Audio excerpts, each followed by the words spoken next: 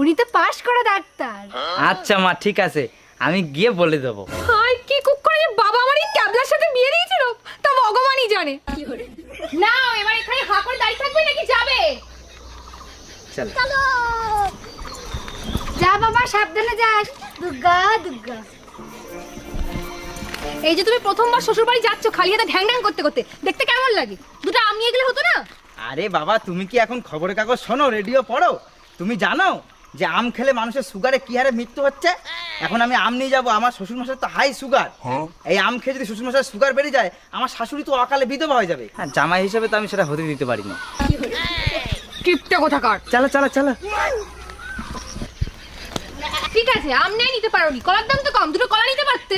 আরে কলা নিলে ফাও পয়সা নষ্ট হয়ে যাবে না? কেন? কেন আবার আমি কলা কিনতে যাবো কেন? আমার শ্বশুরমশাই কলা আছে না। কি কি বলছো তুমি? আরে তুমিই তো বলিছো এই ঝড়ে নাকি শ্বশুরমশাই ডুবে